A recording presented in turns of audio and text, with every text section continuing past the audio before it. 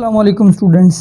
आज हमारा second year chemistry का 9th लेक्चर है चैप्टर 7 का, और ये आखिरी लेक्चर है हमारा। टॉपिक है आज का सिस ट्रांस आइसोमरिज्म, या इसी को कहते हैं जियोमेट्रिक आइसोमरिज्म।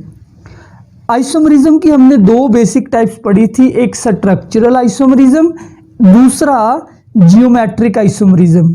तो पहली टाइप पिछले लेक्चर में हमने पढ़ ली थी, आज ये आखिरी टाइप है जियोमेट्रिक आइसोमरिज्म। क्या होता है इसके लिए आप ये समझें कि अगर दो कार्बन अटैच हो एक दूसरे के साथ सिंगल बॉन्ड के ज़रिए से, क्योंकि कार्बन 4 बॉन्ड बनाता है तो फिर जाहिरी बात है कार्बन के साथ यहाँ पर कुछ ना कुछ दूसरे ग्रुप भी अटैच होंगे।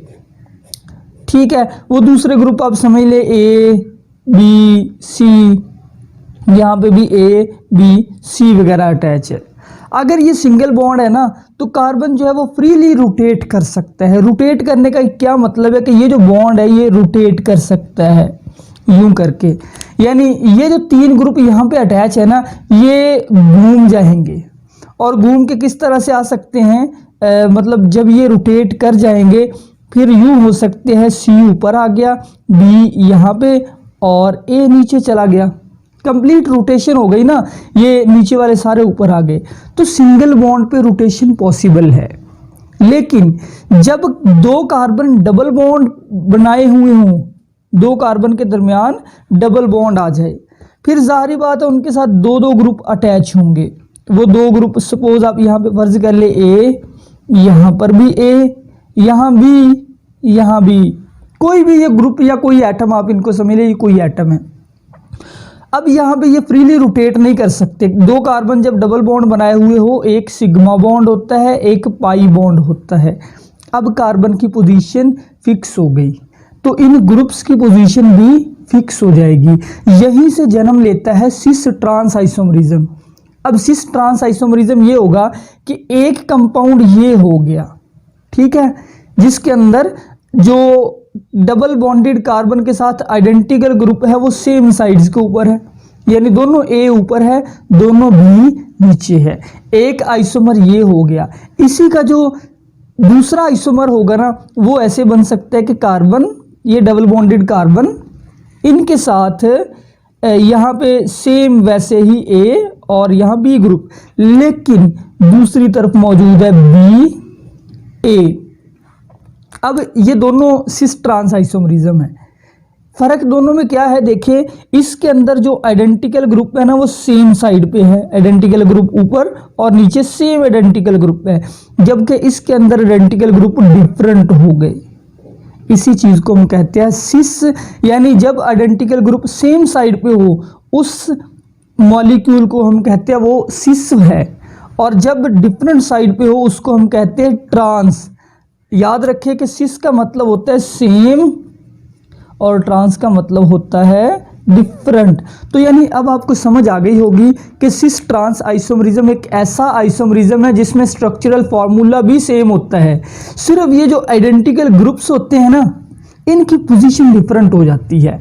अब इसकी डेफिनेशन देखें कि सिस ट्रांस आइसोमरिज्म या geometric isomerism such compounds which possess same structural formula but different position of identical groups, लेकिन आइडेंटिकल ग्रुप्स की पोजीशन डिफरेंट है। जैसे मैंने आपको एग्जांपल दी, in space are called cis trans isomers.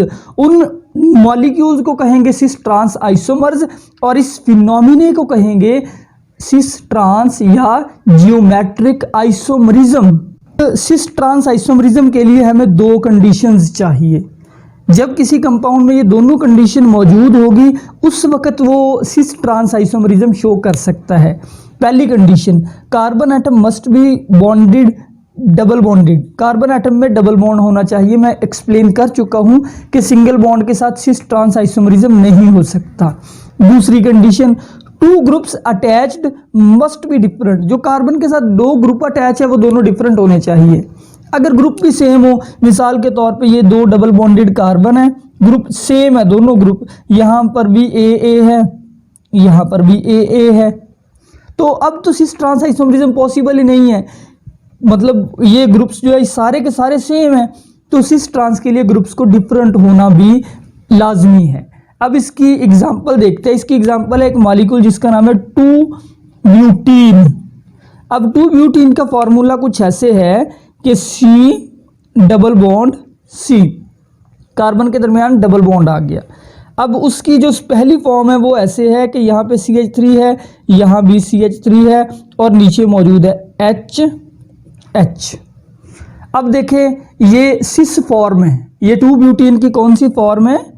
Cis form है। इसके अंदर आइडेंटिकल ग्रुप सेम साइड पे है, यानी ये CH3 ऊपर भी है और ये भी ऊपर है CH3, H नीचे है, यहाँ पर भी H नीचे है। अब इसी का जो आइसोमर होगा ना, इसी की जो ट्रांसफॉर्म होगी वो कुछ यूं होगी कि C+C, यहाँ पे CH3, यहाँ H, यानी ये साइड सेम है लेकिन दूसरी साइड पे ऊपर आ जाएगा H और नीचे होगा CH3। अब ये दोनों मॉलिक्यूल डिफरेंट है, एक ही मॉलिक्यूल नहीं है, क्योंकि डबल बॉन्ड पे रोटेशन पॉसिबल ही नहीं है। तो ये मॉलिक्यूल और है, ये मॉलिक्यूल जो है ये और है। इसको हम कहते हैं सिस, इसको कहते हैं ट्रांस। ट्रांस के अंदर आइडेंटिकल ग्रुप्स सेम साइड पर मौजूद नहीं होते और सिस में सेम साइड्स पर आइडेंटिकल ग्रुप्स मौजूद होते हैं। इसकी सेकंड एग्जांपल देखें। सेकंड एग्जांपल का नाम है 2-पेंटेन, और पेंटेन जो है ये 5 कार्बन कंपाउंड को कहते हैं। अब देखिए ये 5 कार्बन वाला कंपाउंड है, इसमें कार्बन की चेन यूं है, first carbon, second carbon, third carbon, fourth और फिफ्थ। ठीक है, ये टोटल 5 कार्बन की एक चेन बन गई। अब ये इसकी सिस फॉर्म है। सिस फॉर्म में देखें ये जो ग्रुप्स कार्बन के साथ अटैच है, ये वाला ग्रुप CH3 CH2 को हम कहते हैं इथाइल ग्रुप। ठीक है, और ये ग्रुप CH3 ये एक और ग्रुप है। ग्रुप्स दोनों सेम साइड पे है, ऊपर वाली साइड पे है, और दोनों हाइड्रोजन नीचे वाली साइड पे है। ये सिस फॉर्म है। और ये फॉर्म कौन सी हो गई? ट्रांस, यानी एक ग्रुप ये रहा, दूसरा ग्रुप जो है वो नीचे आ गया। इस ग्रुप को हम मिथाइल कहते हैं। वैसे ये भी याद रखें CH3 जो है ये मिथाइल होता है। अब ग्रुप्स एक ऊपर है एक नीचे, तो ये कौन सी फॉर्म हो गई? ये ट्रांस फॉर्म हो गई इसी 2-पेंटेन की। थर्ड एग्जांपल जो बुक के अंदर है वो है 1-ब्रोमो-2-क्लोरोप्रोपेन। प्रोपेन 3 कार्बन वाला कंपाउंड है, यानी 3 कार्बन वाला कंपाउंड है, उसके फर्स्ट कार्बन पे ब्रोमीन है और सेकंड कार्बन पे क्लोरीन लगी हुई है। ये रहा वो कंपाउंड। अब इसके देखें ये 3 कार्बन है, first second, this is third carbon. First carbon पे क्या है? ब्रोमीन, और सेकंड कार्बन पे क्या है? क्लोरीन। इसलिए ये कंपाउंड हुआ 1-ब्रोमो-2-क्लोरोप्रोपेन। अब इसकी 2 फॉर्म है, ये सिस फॉर्म है। सिस फॉर्म में जो हैलोजन एटम है ना वो दोनों एक साइड पे है। ये देखिए ये ब्रोमीन और क्लोरीन दोनों हैलोजन एटम है, ये उस साइड पे है। ये फंक्शनल ग्रुप होते हैं हैलोजन अल्काइल हैलाइड के, और यहाँ पे हैलोजन ग्रुप डिफरेंट साइड पे आ गए। बाकी फार्मूला बिल्कुल सेम है, ग्रुप्स सेम है। ये भी H है, यहाँ पे भी H मौजूद है। ठीक है, CH3, लेकिन सिर्फ उनकी पोजीशन डिफरेंट हुई है और कुछ डिफरेंट नहीं हुआ। आइडेंटिकल ग्रुप्स की पोजीशन डिफरेंट हुई है। यहाँ पे सेम साइड में है तो सिस कहेंगे, यहाँ पे डिफरेंट साइड पे आ गए तो ये ट्रांसपोजिशन हो गई। तो सिस का मतलब हुआ similar groups lie in same side and trans similar group lie in different side. आखिरी 2 लाइनों के अंदर एक छोटी सी बात और लिखी हुई है कि 2 कार्बन जब डबल बॉन्ड से जुड़े हुए हों उनकी रोटेशन पॉसिबल नहीं है। क्यों पॉसिबल नहीं है? क्योंकि सिग्मा बॉन्ड आ जाता है बीच में और पाई बॉन्ड भी आ जाता है। अब ये जो पाई बॉन्ड है इसको जब ये ब्रेक होगा उस वक्त रोटेशन पॉसिबल है, अदरवाइज रोटेशन पॉसिबल नहीं है। और पाई बॉन्ड को ब्रेक करने के लिए large amount of energy require है।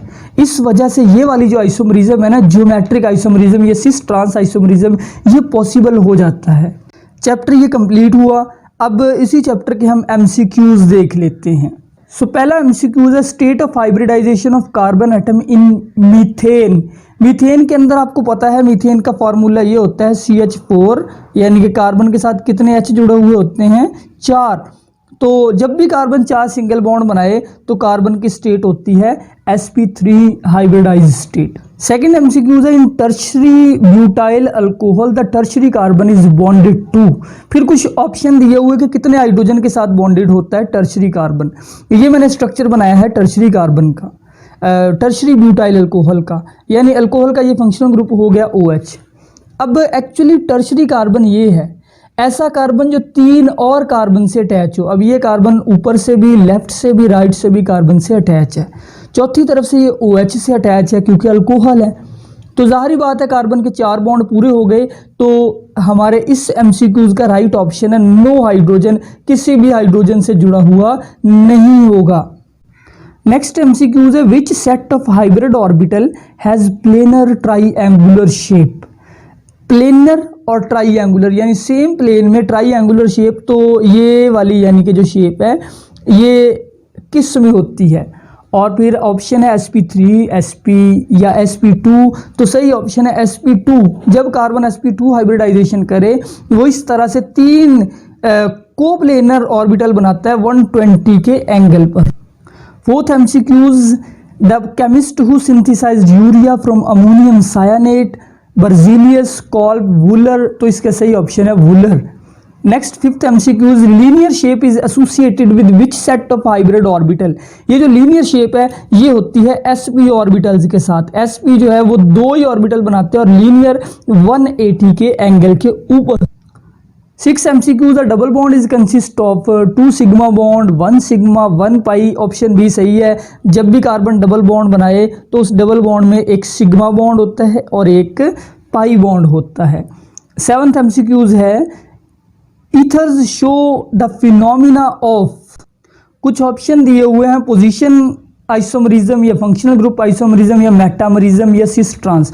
तो ईथर्स मेटामरिज्म शो करते हैं। ये जो आइसोमर है इनको हम कहते हैं मेटामर और ये अमल मेटामरिज्म है। तो ईथर मेटामरिज्म शो करते हैं जब फंक्शनल ग्रुप के दोनों साइडों पे जो डिस्ट्रीब्यूशन ऑफ कार्बन है वो अनइक्वल होती है। और लास्ट एमसीक्यूज है, select from the following which one is alcohol. 4 option आपके सामने मौजूद है। तो अल्कोहल इनमें से जो फर्स्ट वाला है वही है क्योंकि उसका फॉर्मूला लिखा हुआ है CH3CH2OH। तो OH जब आ गया वो अल्कोहल है।